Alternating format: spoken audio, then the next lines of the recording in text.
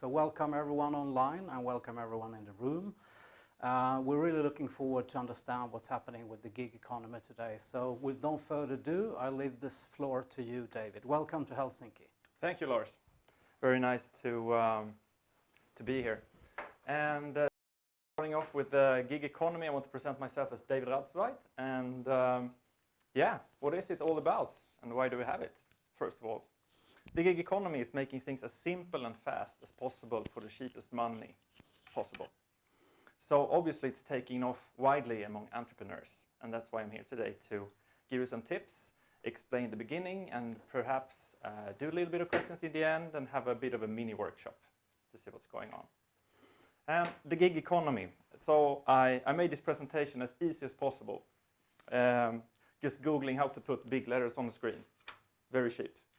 For free, not using anything. And the gig economy is about asking somebody to do a job for as little money as possible. And how is that actually in line with what we're doing? And how is it possible to decrease salaries so much? Yes, it's because gig economy takes away taxes. It also takes away most of the invoicing process because you have a platform that organizes that for you. So if we jump over to one of the more popular platforms, just as an example, we're going to jump over to, for example, Fiverr, which is a very popular and one of the first platforms. You have to realize that they are now a mainstream platform, so they also charge very well for their services. They have around 20% take of the gig seller and a fee from the buyer as well, so they're taking both sides. So how is that possible? Well, they made a name for themselves. They're easy to find. They provide a great service. And they're very easy access all over the world. And you can pretty much access all of Asia, all of Asia pretty much. And most of Eastern Europe, which are great workforce. So if you look at the different aspects, now we're in Scandinavia, which is very specific, and we have pretty high taxes here. We have a tax percentage of about 68% in Sweden when you count everything from VAT and social and so on. And that makes this platform a very viable workforce because it's easy to invoice. You can control your work. You actually approve the work, and that's one of the most crucial things in the gig economy, that you can order something and you can actually say, hey, I actually want a bit of a revision on this piece of work you've done, even if it's graphics, even if it's development, whatever it is. And I think that's the most crucial difference in having a normal consultant, because you have a consultant and you pay him by the hour. So even if he does a good job, a bad job, or actually does nothing, you actually pay him the same. You can say, well, I don't want you to work for me anymore, but I still have to pay you the hours. The gig economy actually changes that. And the whole aspect of the gig economy is that it takes down the wages. It takes also the perspective of the buyer that is actually getting what he's paid for. So when you're really comfortable with using any platform, the other example I will make as a platform is obviously Upwork, which is also very popular. That is also, how could I say, the same thing. Pretty much the same thing. They have a little bit different aspects of freelancers. You can have pools of workers and you can have your own consultants, and it's a different way of working. But it's also the same thought about using your resources as efficient as possible and getting the results that you actually specified in the beginning. Which comes back to the most important you will always do on a gig economy platform is your specification. Because if you specify something a little bit incorrectly and they do it as you specified it, well, then you pay them, they've done the work correctly, and mostly that's what you get. So it's a learning process mostly from the start, that you actually have to sit down and do your little bit of a pre-study, or your project management is actually the second part, because you project manage all your own gigs. You get the product, you test it, you give the seller feedback, and that's a loop. Delivery, testing, feedback, delivery, testing, feedback, until you have the product that you actually specified. That is very important. So having that loop might seem very easy, but you also have to realize it's a language barrier. You're working with people from Pakistan, you're working with people from India, you're working with people from Vietnam, Russia, every country you can think of.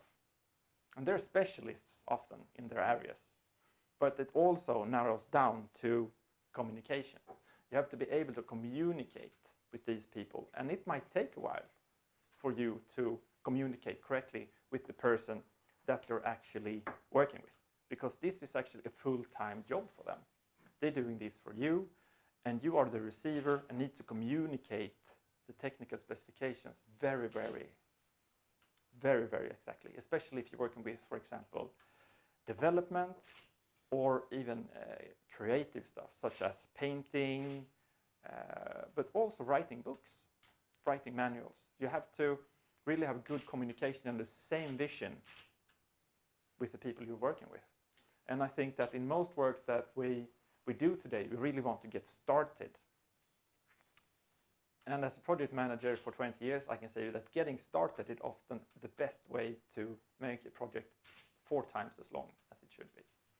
It's better than to say, well, let's figure out the specifics together and do a small gig or do a small pre-work for what we're doing. So what I do mostly is that I get together with this guy, for example, from Pakistan, Nafis, who's a great project manager.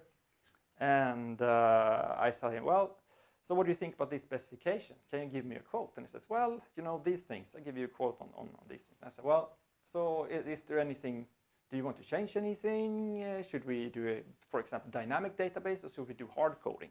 Should be specific. And then he says, well, for this price, you told me, we're going to do a hard coding specific. Okay, so I want it dynamic because I want to develop this afterwards. This is not a one-time application. And then he says, well, that's going to cost you more. So then I also know what I'm getting. So we have a small pre-study or a small pre-work before. Because if I say afterwards, well, fantastic, now we've made this app, it works fantastic. I want to do these minor changes. And then he says, well, this is going to be pretty much redoing the whole application because everything is hard-coded. So that's a realization that you don't really have with open eyes going into this. And as an entrepreneur, you're very focused on the function of the products. You're very focused on getting started, and you're very focused on selling and earning money because you only have a very limited resource pool. So when you go into gigs, it's very, very important. And also understanding how the percentages work in the gig. How much money, for example, for this contract does he earn? Does he earn 550? No, probably not. He probably earns this sum minus 10 to 20%. And then maybe I have to pay a little bit of an extra fee on top. So going over to a new platform, for example, because you should always be looking for new platforms. It's always, I would say, between you and the seller in the end. So this is a completely new platform from Australia that is called Giggle, made by an Australian girl that's been in the US for a while. And this is a girls-only platform, which is obviously something new, what I've heard of. But they have also no fees. So having no fees will actually increase 20% salary for the seller, which is a lot of money for many. And also there's no fee for me as a buyer, like an administration fee, whatever they call it. So that might also save the project cost maybe 20 to 30%. And that's a lot of money in the end if you're working over a year or several years even. Myself, I run up to 5 teams at the same time. The feedback and the feedback loops come in at different points. So you have to be aware that saving costs, being open, transparent, and having separate testing teams might actually help you very much. So even if you do a project, I don't know, I want to ask a question, What different kind of projects are you doing or have you done? It would be interesting to take some examples. Actually, I have hired through Upwork approximately 400 people. I previously had translation agency. Yep. And I had some projects had up to 25 people working daily on different translations. So, yeah, that's a huge cost. Yeah. And then I said jumping on new platforms and maybe saving 20 to 30%. That is a lot of money. So it also comes down to communication, because if you have someone that you worked on a platform, you have the safety that you know the deliveries are being met, the timelines are being met, you have the safety of delivery. But after a while, you have such good communication, maybe you can go by the side and have your work done beside the platform. It also saves a lot of money, but you have no safety net. Because even if you have a free platform, you still have the reputation for all the selling points. And the reputation, the seller wants to have a good reputation, and the buyer also wants to have a good reputation. Because you want to have a long-term commitment. Changing people in any project costs a lot of money, or your own time. And your own time is worth a lot, especially if you're running big projects like you have done, 25 plus, or as me, well, running 5 teams, you still have a deadline to run. If one of these teams fall over, well, hopefully you have a duplicate of that product, but not always. You might miss the timeline, and then it will cost you more money because you can't sell the product. So going for gigs and going for early entrepreneurs, doing the pre-study, starting the project, doing the testing. Can you actually do the testing yourself? Are you actually good enough? You're an entrepreneur, you're new into project management. Why do I take up testing? Because testing is a little bit more complicated than you think. Because as an entrepreneur, you see the end function. You want to see the selling point, and you want to buy a finished product. You don't really want to see the problems. So that's why I kind of recommend you to have a small, very cheap testing team that actually just objectively tests your product. And why? Because of 2 things. First of all, they might find things that you don't find yourself, because you have all these other things going on in your head. The developers will not really tell you, or the gig seller might not really tell you about all the bugs that are in the product. It's very common for me to have my testing team find things that I had no idea of. The last time we had an old library in an Android application, and it took us 5 versions to find what the fault was. I couldn't find it myself. It was impossible. My own testers couldn't find it, but I hired someone else on Fiverr in this case. I had the work done on Upwork, and the Fiverr guys were fantastic and find exactly what the problem was.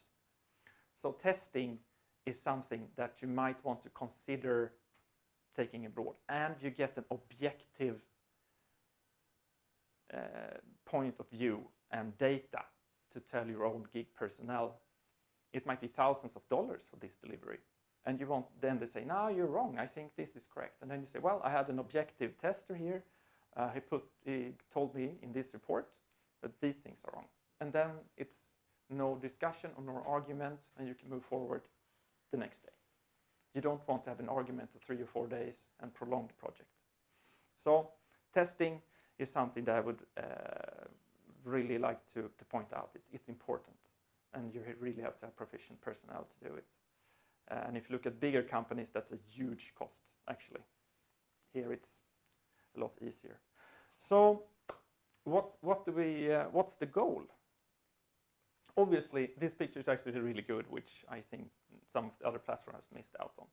Communication and working together in the gig economy.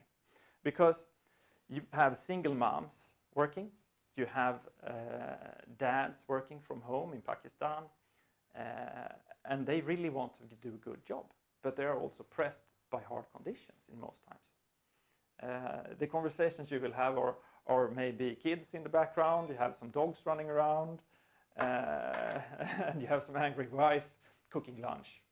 So the gig economy has pretty much been taking the consultancy into every home. and into their lives, because this is a big part of their everyday schedule. They want to have satisfied customers while balancing their own lives, and that's something you sometimes have to unexpectedly accept. It's not a full-time employee that is sitting in an office from 8 to 5. It's somebody who does this mostly for a living, or maybe to fill out an extra gap in the household. So communication is actually key, and kind of how's your workload going on? Are you able to finish the deadline? Maybe you have to extend it. So that's about communication. Do we have any questions about? I have a question about testing. Yeah. How do you do usually? Do you pay for testing, or do you ask it for free? Normally, the developers do not do testing.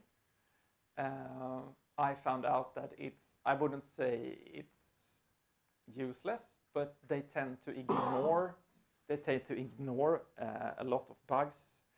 So it's better to take out the part of testing and take it to a third party. If you are very low on resources, obviously the best thing, if you have a workplace or if you have friends, you ask them to test the product. They normally find things very fast, I found, which is a bit of a danger, because your friends and family normally try it out once or twice. They find some bugs, they report it to you, and then they're not really interested in testing more. So you have to be prepared for that.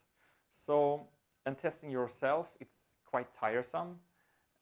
You do administration, invoicing, project management, the feedback loops, and also do the testing tends to wear you down a lot.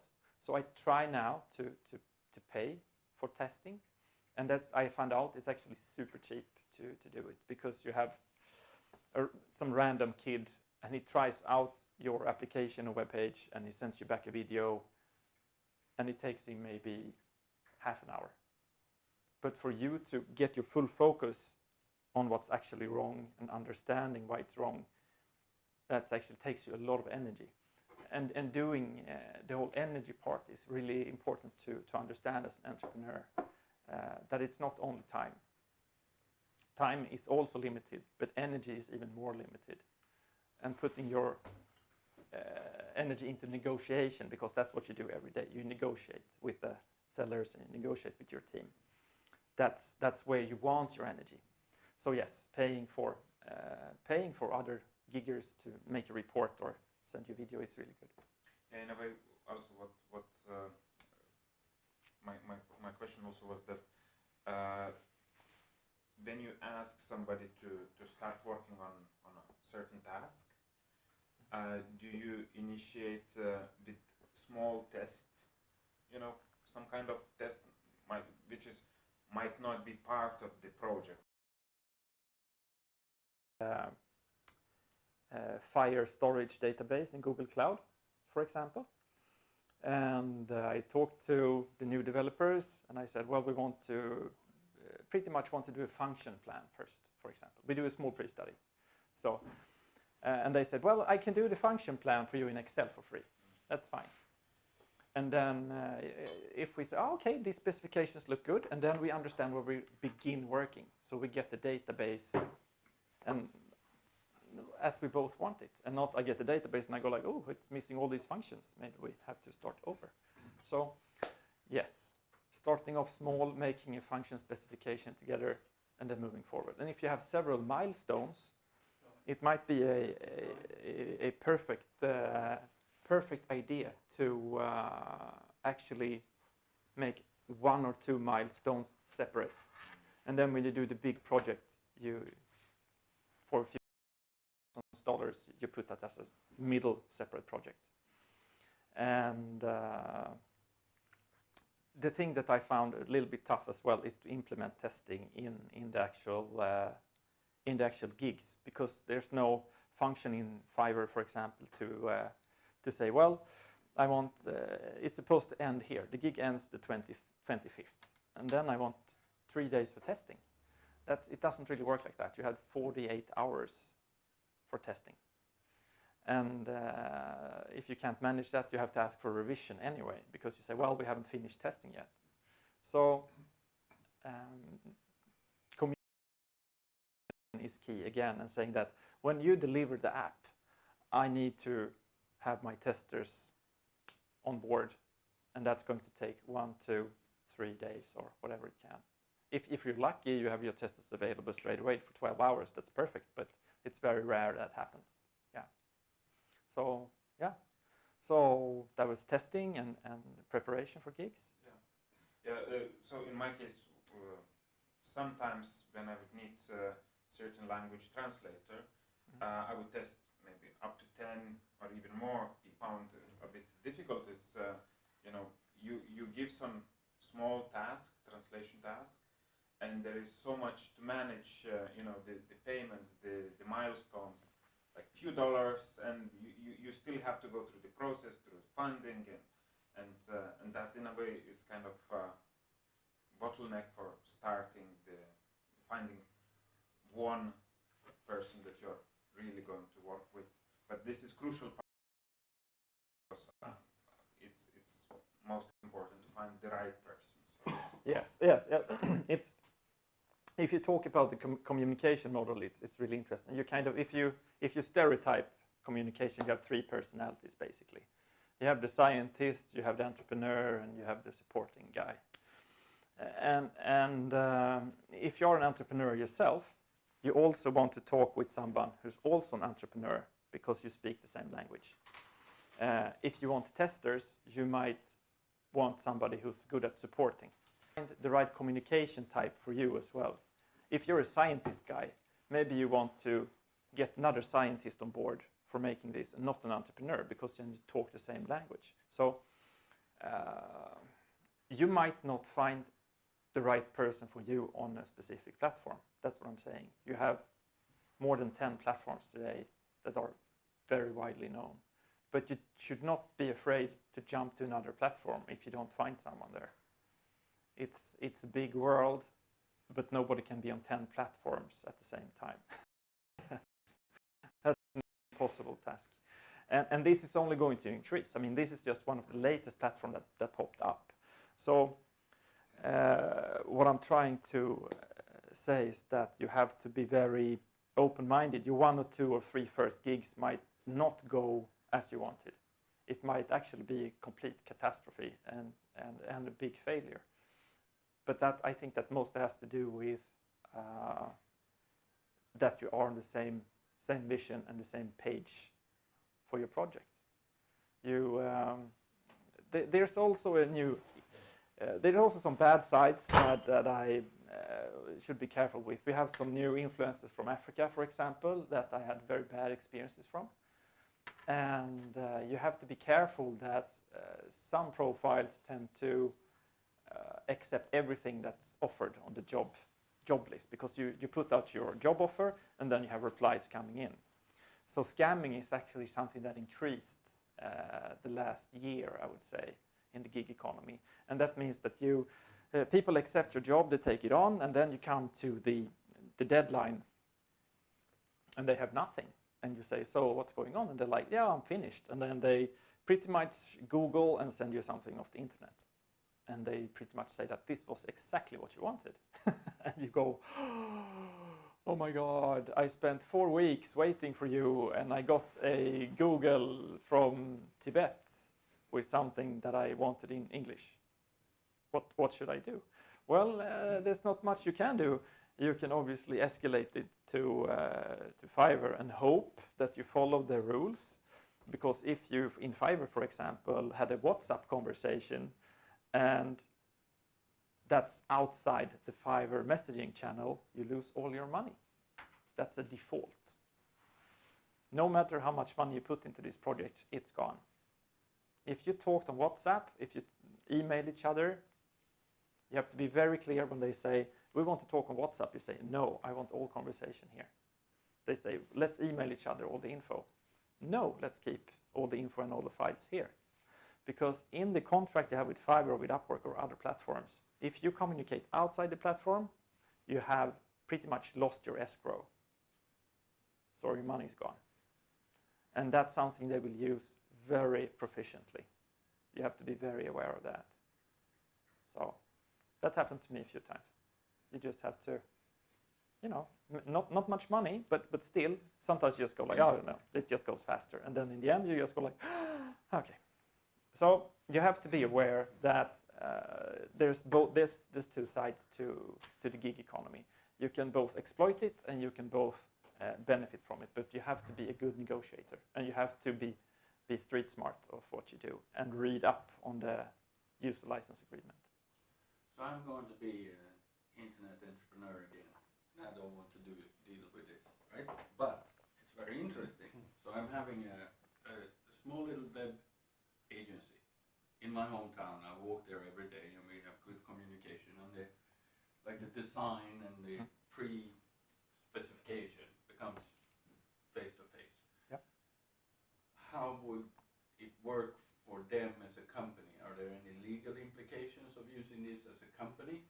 Not being an entrepreneur, but trying to be a serious company, but then relying on gig economy resources?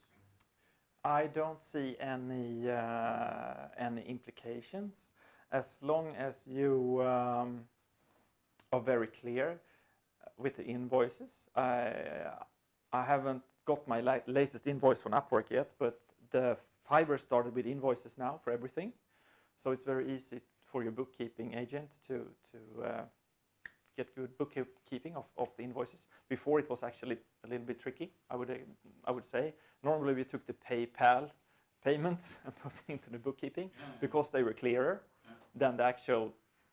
Because there must be, so if this is gig economy and it's really entrepreneurial, get that stuff done, like, and if I lift it up a little bit, but still smaller companies that want to or need to use this proper invoicing and so on, is there a gig plus economy, or is this? Yes. Because outsourcing programming resources must be an established business. Yes, of course. Yeah. For example, there are valid companies that use Fiverr and Upwork and the other platform, Behance and so on, that are on these platforms from India and Pakistan and so on. And they're pretty big companies, up to 400 people you can get in contact with. So they have their communications and management, project manager, whatever they call them, online. And they use these guys to negotiate contracts with the buyer. So they have then like 400 people below them that will help you everything from development, testing, project management, everything. They have everything. So larger companies are using these platforms? Yes, they are selling on these platforms. So you have Fiverr Pro, for example, that are well, a little bit more expensive, I guess, but you also have more approved consultants, more approved companies that have been working with Fiverr for a long time. They have a good reputation, and I can highly recommend those. Okay. I mean, it is to find the available resources, knowledgeable resources, and I mean, clearly, no matter how much you pay in Pro, it must be cheaper than to have a programmer sitting in Helsinki. Yes, I would say that a program. I only have the Swedish numbers in my head right now. A Swedish programmer that is extremely specialized, it's about 85 to 125 euros plus VAT in Sweden. A really highly,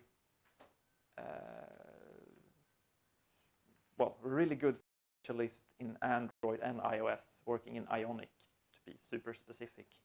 That would be about $35, which is the equivalent. Yeah, it's pretty much the same. About 35 an hour. So you decrease your costs by 60% at least using this. And then they are super skilled. So what I'm saying is that you can have someone that is moderately skilled doing your application. It would take a little bit more time. It might not be super perfect, but you still get the application working and running, and people are accepting a few bugs these days in software. You can start selling and everything, and that might be for as low as between 15 and 20 euros an hour. And you just have to realize that the cheaper you go, the more project management you have to do yourself. So it's a balance. You have to put in more time and energy, the lesser the less the pay is. And then you also have to understand that the communication level, it's tricky to find people with a very, very good English. Yeah. Because with the price, do you also have, that's the total price that you pay, including with this 20% at 5 euros? yes, because the 20% is actually cut off from their salary. So you have to remember that if you pay someone $20 or 20 euros an hour, they will actually get 16. One thing what I have noticed when I was working with translators, there would be no problem when I would hire people from abroad, but because my company was registered in Finland, and if I would hire through Upwork a person who is based in Finland and is Finnish taxpayer, then he should provide his tax ID and social security to my accountant. Mm-hmm. And I have experienced that some people wouldn't want to do that. So then you kind of hang like how to proceed with the invoice to your accountant, because accountant says that this is not, I need this information to report to the tax office. So also this should be taken in consideration. Yeah, in Sweden it's different. It's actually the receiver of the money who's responsible for paying tax. So in Sweden it's easier. It's different for every country. It's something you have to look out for. So that's why it's so convenient to take it from India, Asia, outside EU, basically. We're already planning to do that, and we're going to work on the IBM cloud blockchain platform, right? And yes. It must be easy to specify that, to say, get such a program with that experience. Yes, of course. Must be plenty. And also I can give you a tip that IBM has a entrepreneur startup offer. For 1 year you get $1,000 every month for free on IBM's platform. Great. So that's $12,000 on IBM's platform, which is huge. So I can recommend that. Because we for reasons not technical, we chose IBM. Yeah. That's because Google only have $300 in comparison. So IBM's offer is very solid in that case. So you come to Lidköping and help us start up this now. I'm actually. Do you work as a consultant, economy consultant? Yeah, I'm actually moving my company to Linköping as well. Not Lidköping. Lidköping. Okay, sorry. That's a bit of a difference. No, we have very good. I also, as an entrepreneur, I can also advise you to have or trying to take up a partnership with a university, because a university can help you not only with places to stay and places to work from for free, but they also have students that need small jobs done for their papers. And getting a student who's very hungry to work is very, very attractive. Not only because he helped you do something for a modest fee, but you also have someone close that you can employ. And that is very important as an entrepreneur, to have somebody that you know is proficient, you know that you had a long-term relationship, and they know your business. Because if you get a new person in, you pretty much have to take the first few months to just train him on the job. And as an entrepreneur, that's something you're not used to, because in the gig economy, you want a specialist coming in. So you work with Linnaeus? I work both with 2 universities. I both work with Linnaeus and Linköping University. And I'm probably going to work with Aalto University as well. Sounds like a plan. Yeah, no, it's helped us a lot, and the advice you get from the professors and the head of research when you do things, it's very good. And when you're applying for funding as well, you have people that are very proficient and have very high experience in applying for funding. So that's also very important.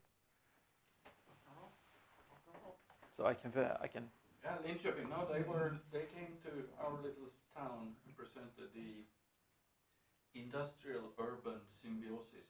They are highly skilled on that, and of course we want to build a cloud solution for the city also, right? Yeah. Not only the forest. Do your redesign your logo or whatever for 40, 50 bucks. See how it works. See how the platform works. Maybe you have a new logo on your business card and your business. And don't be afraid to try out of setting up your profile and testing everything. Then I think you should go ahead and. So when you did translation, did you use any of these platforms? Upwork. Upwork. Actually, now I realize that since 2012, I had only one full-time person working during the years in my company, but the rest was Upwork. The rest were Upwork because. So what's your experience about it? You have to, as you mentioned, as David mentioned, that you have to be really specific with your specifications, what you need, what you expect. Because if you don't explain very well, like, first of all, you don't talk usually face to face. When you write, you think that you are clear, but you might not be clear to the person. So you have to be really, really specific. And once you, for me, I always keep space and time to find the person, to find the right person, to put a lot of time to testing, because sometimes the evaluation or ratings doesn't mean much, because people usually tend to put more stars than the person actually was worth, because probably the feeling that I can't really say negative things, bad things, so you have to be really careful when hiring. I would start with small, tiny projects, or not even project, but when I do translation, so when I do translation, when I have translation project that is few $100 or few $1,000, I would first hire maybe 10 people for $10 or even less, maybe $5, and give few sentences that might be a bit difficult to translate, and then actually, because sometimes I wouldn't understand the language, so I would ask from certain language to translate back to English, and seeing if they're well